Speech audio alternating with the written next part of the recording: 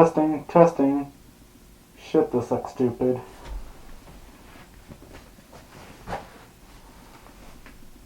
Perfection.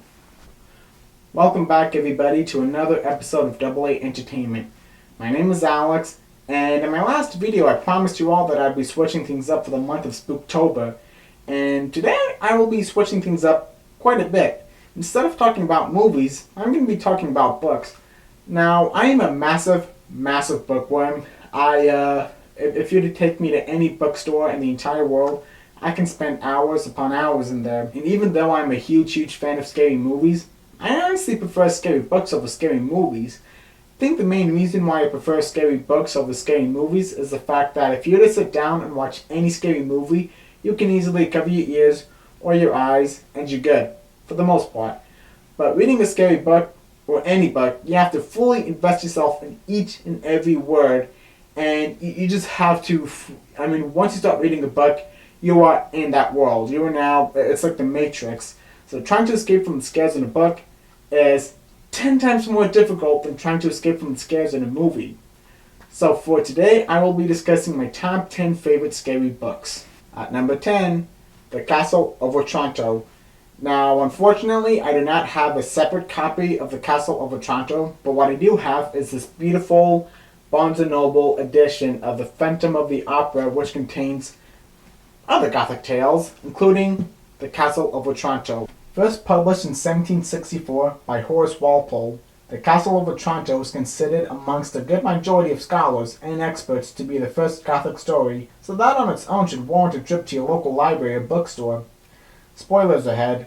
This nearly 300-year-old book starts off with a bang. While others are preparing for a royal wedding, the king's son is immediately killed off after getting struck by a gigantic helmet which fell from an unknown source. Lord Manfred, fearing that his son's inexplicable death is a sign dating back to an ancient prophecy foretelling the end of his bloodline, the king then insists on marrying the grief-stricken widow, Princess Isabella. However, Isabella is not a big fan of sloppy seconds and would much rather run away than share a castle with the simp, Lord Manfred. On the run, Isabella is aided by a peasant named Theodore. After the king orders the death of the peasant Theodore, the friar realizes on account of a birthmark that Theodore is indeed his long-lost son. Regardless, Theodore is taken prisoner by the king's knights.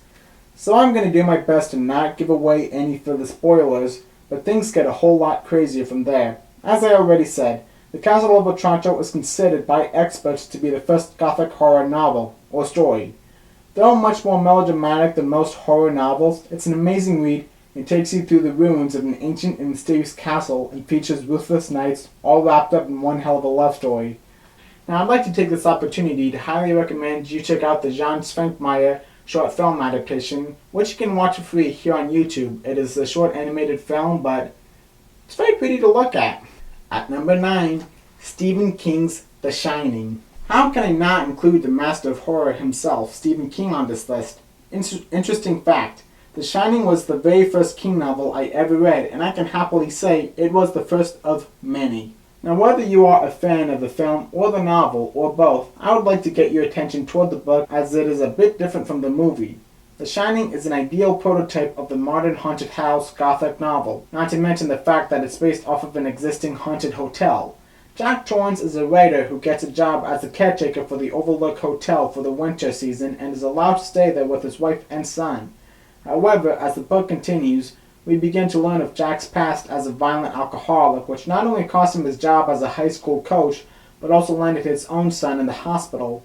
We also begin to not only learn of the dark and merciless past of the hotel, but with the help of Danny and Tony, we are immediately made aware of what is about to transpire. When cabin fever gets the best of the Torrances, the ghosts take advantage of Jack's violent tendencies as hell breaks loose. So I'm going to answer the question everybody wants to ask. Do I prefer the book or the movie? Honestly, I'm a huge fan of both. While many find the film divisive as it is the polar opposite of the novel, that is why I love it so much. Stephen King and Stanley Kubrick are absolute masters of their craft, and they both took advantage of the medium to tell you a compelling and absolute balls-to-the-wall modern ghost story. The novel is absolutely bone-chilling and offers images and stories that are nightmare-inducing to say the least. Not to mention the pathos presented amongst each individual character that offers you an in-depth analysis of their history. Whether you are a King fan or not, The Shining is a must-read and is an absolutely uncomfortable read in the best way possible. Next up on our list, Mr. Be Gone. Written by yet another one of my absolute favorite writers, Clive Barker, Mr. Be Gone starts off by asking the reader a simple favor: to burn this fucking book. And by the looks of it, if you live here in the US, the novel simply asks you to burn away, to literally burn $13.99. Mr. Be Gone immediately throws us into the pits of hell and is told from the perspective of a literal demon from hell, Jacobok Botch. As if growing up in a place ran by Dante, Satan, and Clive Barker wasn't bad enough, Jacobok Botch is the child of a demon who ruthlessly physically abuses his wife and children. After having enough one day, Jacobok Botch manages to escape from hell through a well which takes him into medieval Europe. Jacobok Botch then discovers the cruel nature of humans who want nothing more than to torture and slaughter demons. Throughout his journey, Jacobok manages to befriend a fellow demon as well as Johannes Gutenberg, who allows Jacobok to use his friendship press to tell his story to the masses. Mr. Be Gone is, in my opinion, the ideal Clive Barker novel for fans and newbies alike. Although it does feature the same amount of gruesome imagery and morbid themes, including unthinkable torture methods, it still manages to keep things at a PG-ish level and features some key moral themes much like Abarat or The Thief of Always. Clive Barker is an absolutely amazing writer, and Mr. Be Gone is both absolutely horrific and satirical. For my next entry on this list, I will be turning your attention to my personal favorite female writer. No, not Jane Austen, even though I'm a huge fan of Jane Austen. Instead, I will be turning your attention to Shelley Jackson with Hangzhou Man. Shelley Jackson was a force to be reckoned with in the literary world, especially when it came to the gothic horror genre, as not only did she take some of its elements and apply them to the modern world, but she practically created a genre of her own, much like Poe, Kafka, and Lovecraft. As big of a fan I am of stories such as We Always Live in the Castle and The Haunting of Hill House, today I will be discussing a personal favorite of mine, which simply does not get enough love, and that is Hangzhou Man. The main character is 17-year-old Natalie Waite, who is about to discover a fate worse than death itself: college. Coming from a strict and conservative upbringing, Natalie is very much looking forward to escape to college and start living life, which really is nothing more than smoking pot and listening to Cabaret Nocturne in between studies. However, Natalie is quickly dismayed when she discovers her peers are just as shallow and self-absorbed as her folks back home are. Being an outsider and totally alienated, all Natalie has is her imagination. You know, like a loser who has no friends and makes YouTube videos and has a frame of Iggy Pop mounted on his wall. God fucking damn it. After being cemented as an outcast and sexually assaulted by her college professor, Natalie forms a close friendship with another student named Tony, who is just as quirky, if not more so, than Natalie. As Tony gets Natalie into more and more strange and dangerous situations, Natalie's mind starts to take her into really dark places. Especially for a novel written in 1951, Hangzhou Man is a definite groundbreaker and can very much be applied to the modern day. As I said, Shirley Jackson is one hell of a writer and offers a terrific balance of scares and tongue-in-cheek commentary on society, and Hangzhou Man is perhaps her most bizarre and surreal novel. Not to mention it was very much inspired by the real-life case of a college sophomore by the name of Paula Jean Weldon, who disappeared in 1946. At number 6, The Invisible Man by H.G. Wells. I love H.G. Wells. H.G. Wells is perhaps my favorite writer of all time. I remember being 9 years old and constantly running to the library so I can check out any book of his I could get my hands on. The Invisible Man being the first book of his I ever read, and honestly, if it weren't for D.O. Wells, I more than likely wouldn't be as passionate about reading and writing as I am today. The Invisible Man was published in 1897. It follows a doctor by the name of Griffin who drinks an experimental serum that turns him invisible. Completely invisible. Much like the 1933 movie, which I highly recommend you watch, especially during the Halloween season, we are immediately gifted with the vision of a mysterious and menacing stranger completely covered in bandages and a hat, walking alongside a road during a ruthless snowstorm. He then seeks shelter at an English pub where he hopes to reside until he can find a cure to his invisibility. Scaring off anybody that so much as looks at him, His stress levels go through the roof and takes advantage of his invisibility by taking his frustration out against the world and eventually takes a former colleague of his hostage. The Invisible Man is an absolute masterpiece, especially for a preteen boy. First off, it will definitely scare the absolute hell out of you with the possibility that not only is there somebody watching you 24/7, or worse, somebody's probably hiding in your closet or under your bed and you just don't know it. That, and much like any superhero comic, it stimulates the imagination by presenting the question, what would you do if you were invisible? Again, I love this book, and it will always have a special place in my heart. At number 5, we have yet another H.G. Wells novel, The Island of Dr. Moreau. The Island of Dr. Moreau is without a doubt one of the absolute strangest and grisliest books ever written. Published in 1896, the sci-fi horror classic was not only an instrument used to terrify the masses, but was more significantly used to educate the public and protest against the cruelties animals endured during the time, and unfortunately still do to this day, such as in circuses, meat packaging factories, and in laboratories, including vivisection. The protagonist is Edward Prendick, who is shipwrecked and is then rescued by a passing boat. In a cruel twist of fate, the boat takes Edward to an island inhabited by the mad doctor, Dr. Moreau, who was outcasted by the medical community for his unusual antics, cruelty towards animals, and questionable moral philosophies. Aside from vivisecting animals, Dr. Moreau has been working on a new project with the help of his assistant Montgomery, turning animals into goddamned humans. Why? Just because. And for those of you who are big fans of the Charles Lawton adaptation, no, there is no Panther Lady. That was only added for closeted furries back in the day. Interesting note, Wells clashed with Joseph Conrad when Conrad debuted his magnum opus Heart of Darkness in 1902, due to similar setups. But as we all know, Wells had one thing Conrad didn't have.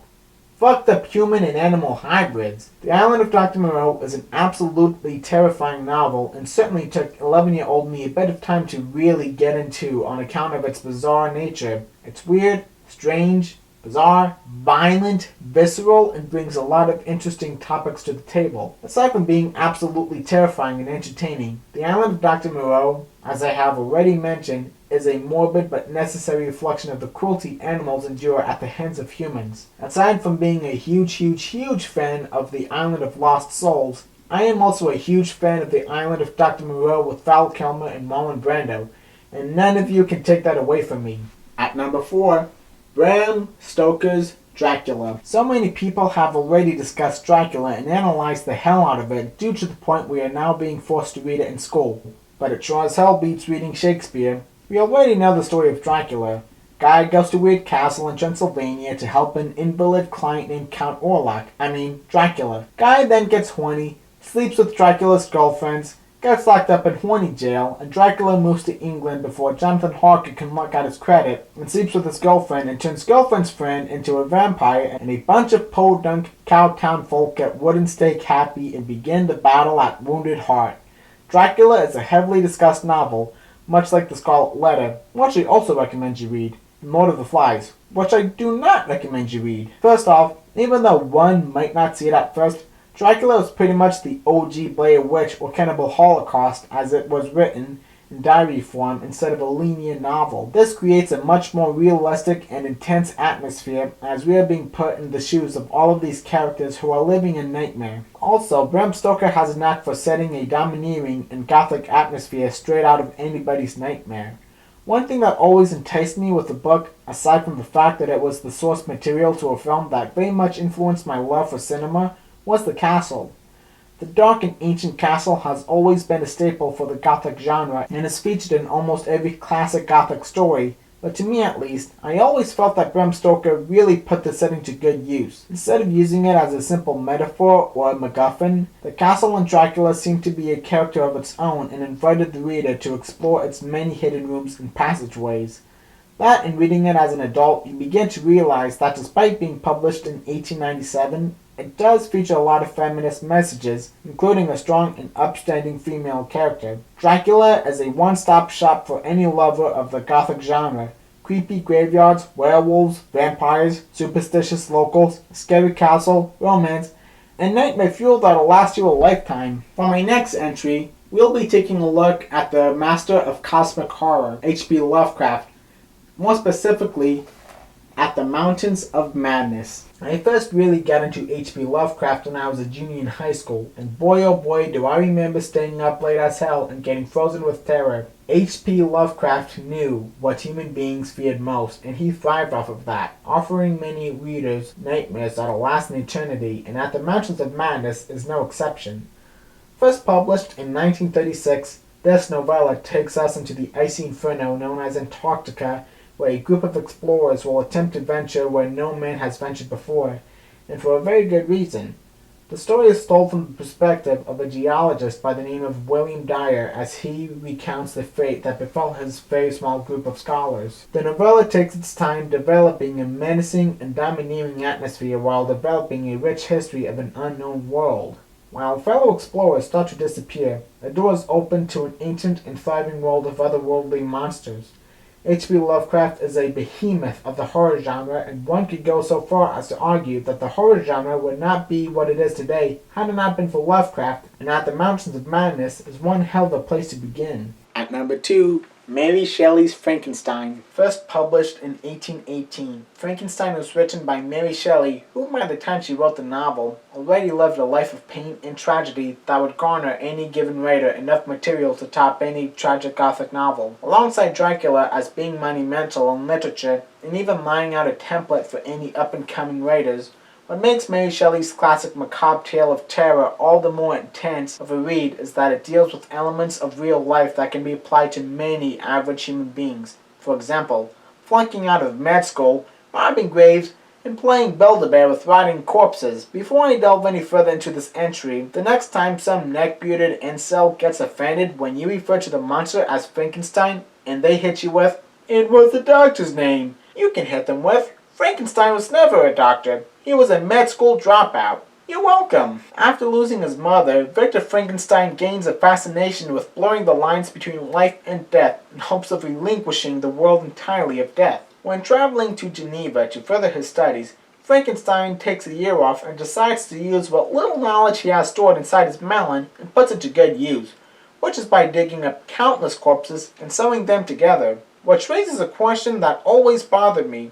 How many goddamn corpses did he need and why? Regardless, the creature would have an enormous Schwanzstücke. Anyways, Victor is appalled by his very own creation and leaves it for dead and takes a mad dash back home so he can get down and dirty with his sister, adopted sister, which is still pretty weird and gross. But one thing that many of the Frankenstein movies and adaptations tend to leave out is that aside from playing God, Frankenstein tells an even more tragic and heartbreaking story of abandonment and heartbreak. Frankenstein was another book that always stuck with me as a kid and kept me returning to it so I could see the messages Mary Shelley would leave between the lines. At number 1, Clive Barker is back at it again with The Damnation Game, which was first published in 1985. The Damnation Game predates the world of Hellraiser, but any Hellraiser fan can totally notice some of the blueprints within this book. A gambler by the name of Marty Strauss is released from prison and is hired to be the personal bodyguard of Joseph Whitehead, one of the wealthiest men in the world. Little does Marty know that the very man he is being paid to protect has made a deal with a demon by the name of Mammalian during World War II. Whitehead is absolutely mortified when he comes to realize the extent of Mammalian's powers, which include raising the dead. In hopes of saving his own selfish ass, Joseph Whitehead decides to offer his wife, bodyguard, and daughter, Caris, who was struggling with a heroin addiction, to the demon. In hopes of rescuing Caris from her selfish father and the demon, Marty tries to find a way in which Joseph will be punished. I am a huge fan of Clive Barker, and The Damnation Game has absolutely everything I look for in a Clive Barker novel, and then some. The Damnation Game can be best described as a John le Carré meets Hellraiser novel. That or James Bond on acid, and the Bond girl is a struggling heroin addict. The book is twisted, morbid, grim, terrifying, and absolutely gory. Even more so than The Hellbound Heart. Thank you so much for watching this, and I'm going to ask you to comment one of two things, or both. Number 1, I do want you to recommend a horror novel that will either A, give me nightmares, or B, something that is very underground, very unknown, that was written back in the 1700s or 1800s. That, and what is your personal favorite bookstore? Now, what is a bookstore that I personally, or anybody, can spend hours upon hours in and waste hundreds upon hundreds of dollars? Thank you so much for watching this, and have a spooky Spooktober.